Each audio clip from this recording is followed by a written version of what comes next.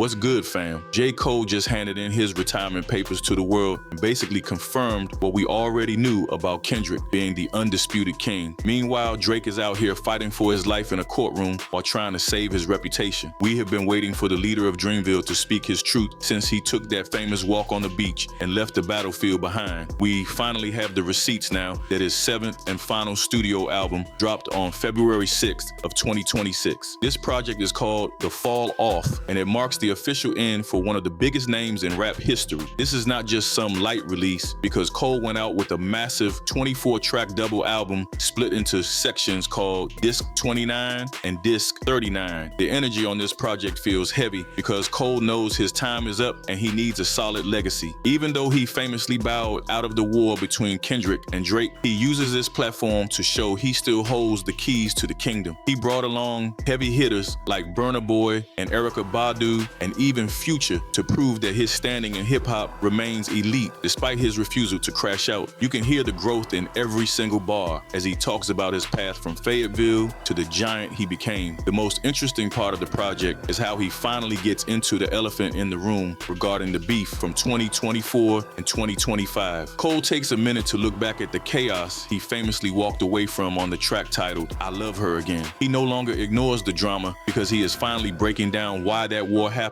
and who really won. It is a calculated move that shows Cole played chess while everyone else played checkers in the dirt. He looks at the rap game like a doctor examining a patient and sees all the sickness that the Drake-Kendrick beef brought up. Cole clearly watched the fallout from the sidelines, and he finally feels ready to tell us what he saw from his spot. The second half of this project on Disc 39 is where things get heavy, because that is where Cole finally stops playing and tells the truth about the culture. During the self-titled track Disc 39, he admits the culture already crowned Drake and Kendrick as the two definitive winners of this entire era. People might think he is just giving them flowers, but the subtext is much darker, because Cole says he actively walked away to protect his own mental health. He explains that this beef turned into something much uglier than a lyrical sport, and he was simply too smart to let that sheer sterility destroy his life or his spirit. While Cole is finding his zen and dropping a masterpiece, Kendrick is out here shattering every record in the books while Drake is stuck in legal battles. These legal fights make him look like a corporate lawyer instead of a rapper. Fans are already dissecting these verses and seeing them as a nod to Kendrick winning on artistic integrity, while Drake only has his commercial numbers to show for it. Cole frames his exit like a man who saw a burning building and walked out the front door instead of staying inside to scream. On the song called What If, he takes it even further by imagining a world where Tupac and Biggie actually settled their differences. He uses that heavy comparison to frame this current beef as a potential tragedy, and he is telling us he saw the ghosts of the past coming back to haunt the present. This statement makes Drake look incredibly desperate for staying in the mud, while Kendrick continues a historic victory lap that the whole world is watching. Everything is shifting now, and Cole just made it clear that the winners have been crowned, even if one of them is still trying to sue his way back into relevance. Cole just gave us the final commentary on why the Big Three era ended this way, and while Kendrick took the throne, Drake is left holding legal papers and a fading reputation. This project proves you do not have to be toxic to be a GOAT, and Cole is leaving with his head high while the smoke from the war still hangs over Toronto. Kendrick is building a real legacy for the history books, while the other guy becomes a fast food mascot for suburban kids. On February 1st of 2026, Kendrick Lamar walked into the 68th Grammy Awards and shattered every record by passing Jay-Z for the most wins by a rapper in history. The Compton legend holds 27 total wins to his name now, and you simply cannot buy that kind of respect with bot accounts or fake streaming numbers. The industry has finally looked past the smoke and mirrors of the commercial machine. This means Drake will never see this level of institutional validation. While the gold accumulated for Kendrick, the world spent time digesting the stats from the most watched musical performance in human history. Official numbers released on February 10th confirmed that Kendrick's Super Bowl halftime show pulled in 133.5 million viewers and officially knocked Bad Bunny out of the top spot. Seeing 133 million people tune in to watch a man dismantle a culture vulture from Toronto proves the world craved the truth. This massive audience represented a global execution of a career. The viewership numbers show exactly where the culture stands today. Compare that legendary run to the desperate moves Drake is orchestrating just to stay relevant in his own city. He spends his time time teasing a McDonald's collaboration scheduled for February 17th, and it honestly feels like the ultimate white flag in this entire beef. It is genuinely embarrassing to see a legend fall this hard. You have one artist winning Grammys on the world's biggest stages while the other tries to sell you a certified lover meal with a side of fries. This downward spiral targets his bank account just as hard as his reputation because his luck evaporates in every part of his life. On February 8th at Super Bowl LX, Drake threw a massive $1 million